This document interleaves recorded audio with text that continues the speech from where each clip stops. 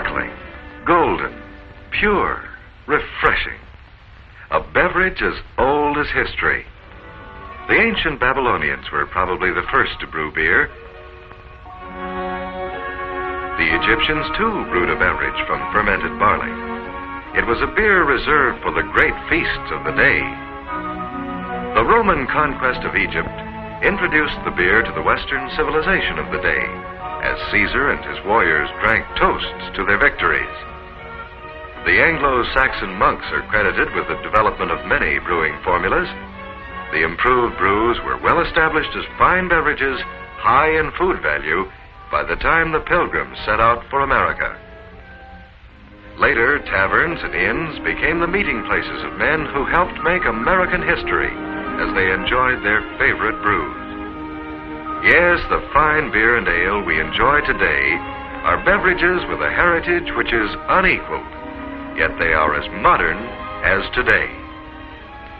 In today's brewery laboratories, knowledge passed down through the centuries is combined with modern chemistry of food to produce beverages that would have been the envy of the kings and emperors of old. From the laboratory to the tanks where the finest of American malted grains are fermented, the beer of today is brewed under spotlessly clean conditions. Modern scientific instruments control the entire brewing process. No other food products get more careful attention in manufacture than American beer and ale. In addition, the brewing of this fine beer and ale today is one of America's great industries, contributing much to our economy.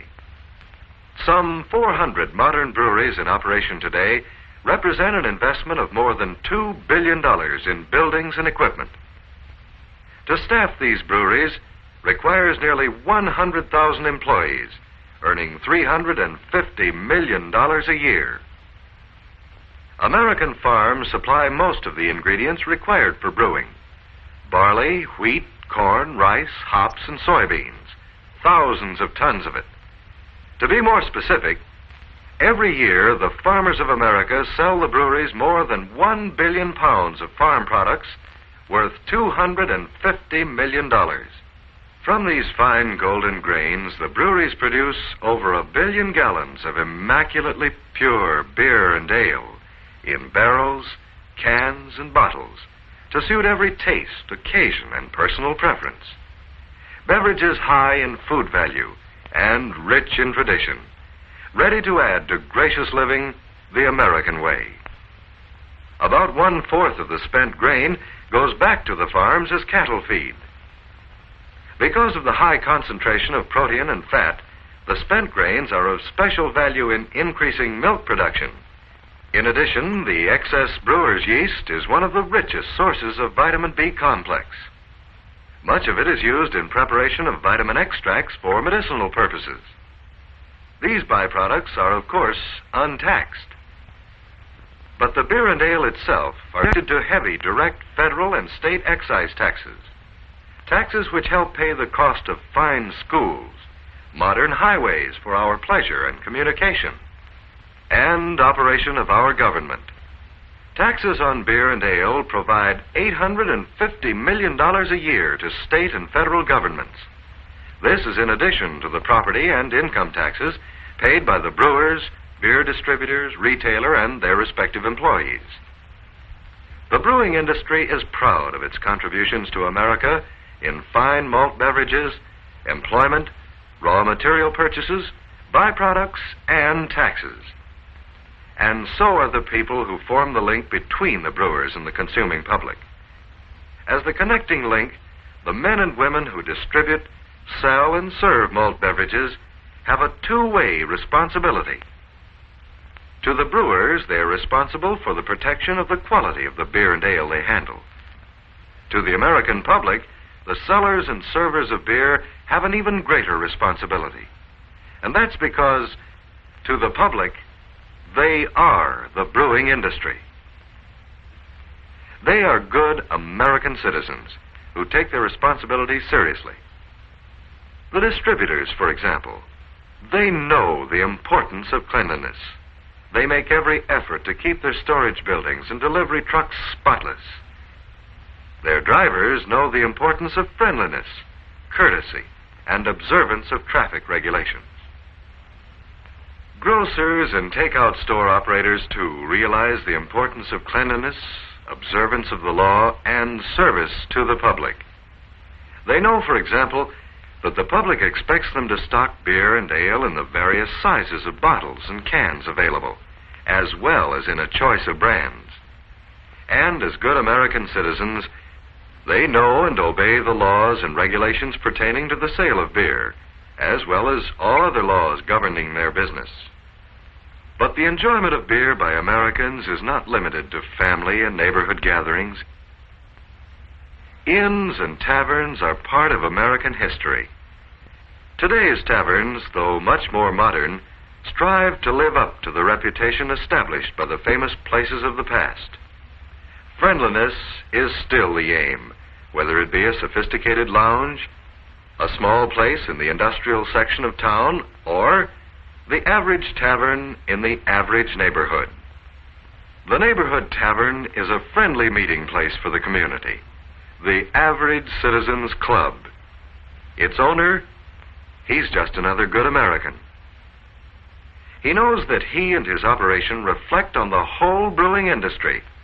He wants to keep that reflection a good one.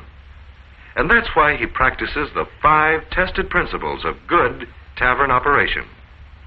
First of all, he protects the quality of the beer and ale he sells by serving it at the right temperature, whether it be in bottles or on draft.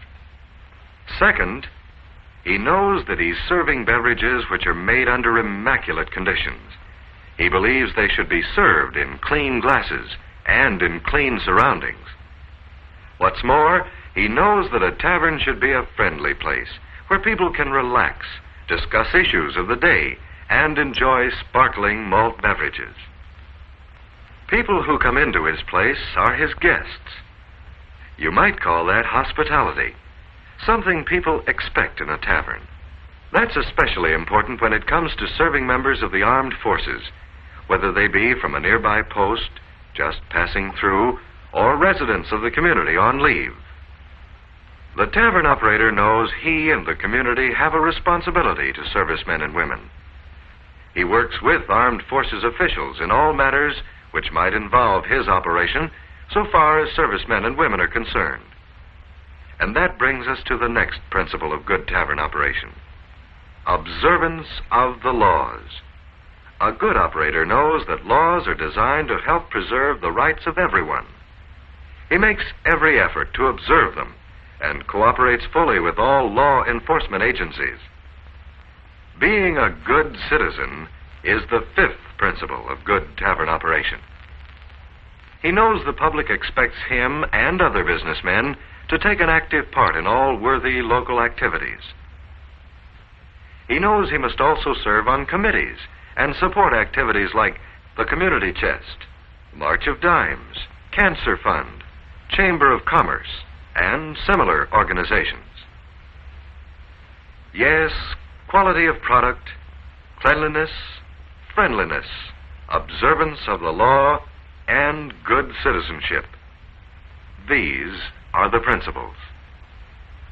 There are some who look for any opportunity to magnify every mistake and use it to seek prohibition of the malt beverages, which add to the enjoyment of gracious living. However, more than 1 million Americans are a part of this great industry.